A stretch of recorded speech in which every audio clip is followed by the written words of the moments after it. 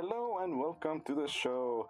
Today we have a video from Ace Nate. Get ready to ask yourself why this isn't something she already knew in the first place. If you want a guy to do nice things for you, let me give you a little bit of advice of what not to do for the younger ladies. When I moved in with my ex-husband, he came home from work one evening with a dozen red roses. And instead of being like, wow, how amazing, that's so sweet, there was no reason. He was just being really sweet. And my whole self reacted with, why'd you get me red roses? You know I don't like roses. Peonies are my favorite flower. Stories like this make me question whether a woman who behaves this way treats her friends and family the same way too, or if this kind of ungrateful behavior is reserved exclusively for boyfriends and husbands. Lo and behold, he never got me flowers again, and rightfully so. If you want a guy to do nice things for you, and even if you receive something that is not your taste, you don't like it, he should know that you don't prefer those. Encourage him. I want you to think about how many feminists heard that story and immediately sided against the guy. Because in their minds, well, him buying the wrong flowers means she now has to carry the mental load of telling him again what flowers she likes. So him doing something thoughtful here just turns into a nag fest and another reason for her to feel like a victim. That's the level of disdain for men we're dealing with. Act gracious and grateful. You can make soft suggestions of things that you like over time, but don't do that. Don't do that. You'll never get that thing again. Mark my words. Wow, I guess we now know why she ended up divorced. Statistically, I mean, she was probably even the one who initiated it, despite being the kind of person that turns receiving flowers out of nowhere into a conflict. A story like hers pokes holes in this idea that if you just treat a woman really well, if you're really nice, you'll absolutely get excellent treatment in return. Take a look at this load of BS.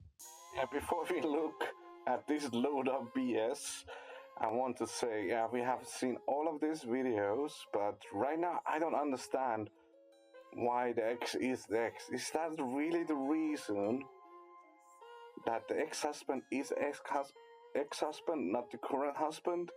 Because she had to explain what her favorite flowers are? Make it make sense.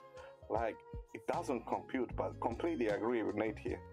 This woman says no woman would have a toxic attitude if she was treated right. You get what you give. Simple. So the assumption here is that women are literally incapable of being the problem. Imagine how deeply coddled and insulated from accountability someone has to be throughout their entire life to say something like that out loud without ever stopping to question how absurd it is. Meanwhile, the woman we just listened to admitted she was treated well and had a toxic attitude anyway. Our gynocracy has conditioned way too many men to blame themselves, even when the woman's behavior is clearly the problem. Also, the lady who was chopping the pineapple, she said, you get what you give, and she was complaining that she was not getting what she was giving. You were getting what you're giving. Why didn't you pick up on that, Nate? Kind of a weirdo alert here, kind of red flag, huge red flag, and yeah, you get what you give. No woman in the history of the universe leaves the safety and security of a long-term marriage and breaks up her family if she were the problem.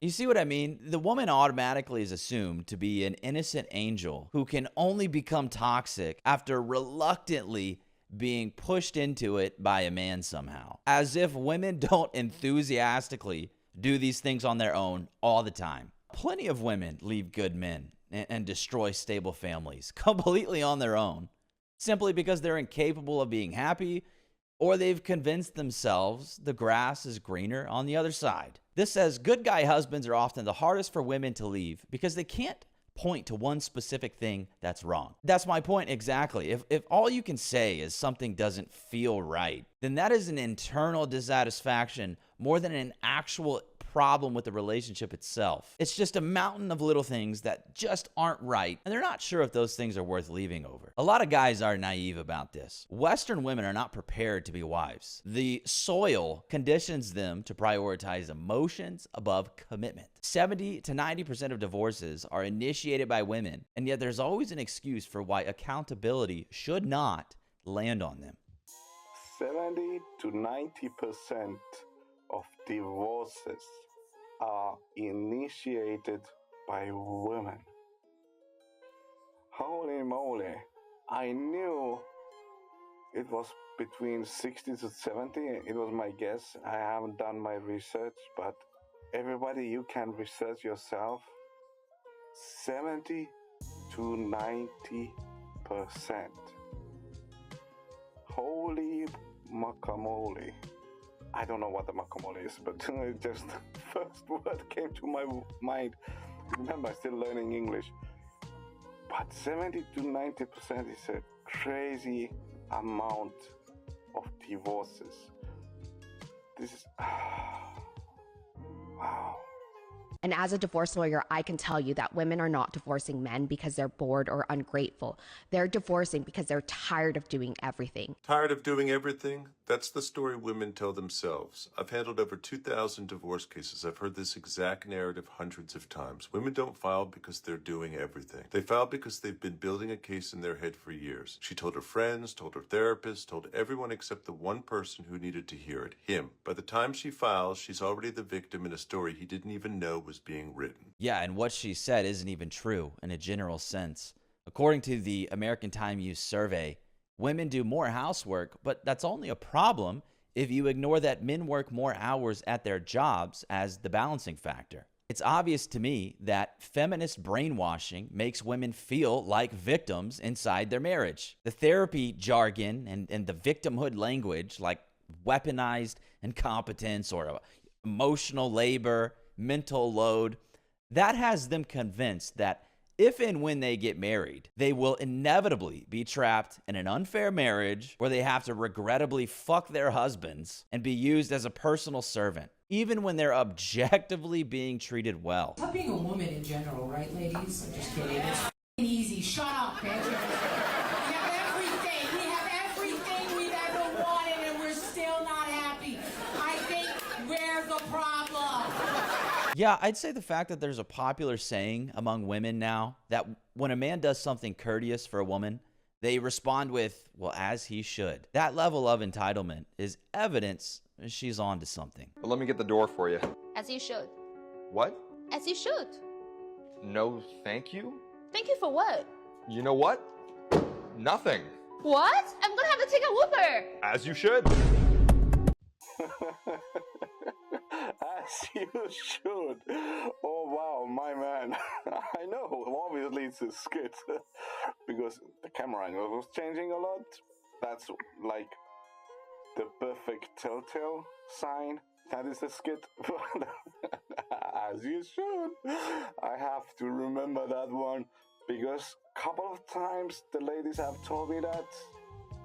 I was so surprised. I didn't really think about it like that. But what a weird way to thank somebody. As you should. Like, it reminds me all the clips where on podcasts where women are talking about this kind of topics and they keep basically saying all men should be in prison or slaves or dead.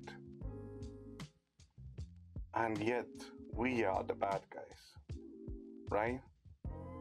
We have to be grateful, ladies. He is choosing to be a gentleman for you, and that is beautiful. Do not take those small actions for granted, ever. Yeah, but they do take it for granted. I mean, just like at the beginning of the video, and just like when they claim a man doing something nice for them is the bare minimum, or as he should. Yet the bare minimum from her, simply saying thank you, is apparently too much to ask. And if you want to support my work, the best way is by clicking the Buy Me a Coffee link in the description below. Since YouTube takes a 30% cut on donations, Buy Me a Coffee is the better way to directly show support. Head over there and check it out. Just click the link in the description below. Yeah, I leave every bit of the videos I'm reacting to in because the guy has made a lot of effort to make those videos and let the advertisement be in there. So I am not American, so I don't think I can use that system. Buy me a coffee.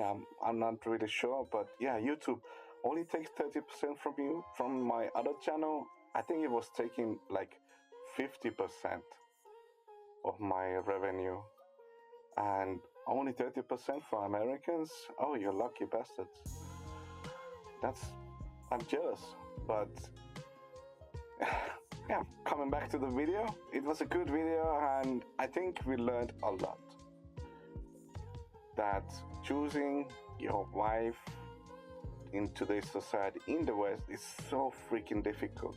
And I'm telling you, it's getting difficult in Asia as well, because I travel there a lot. If you watch my previous videos, then I have talked about this.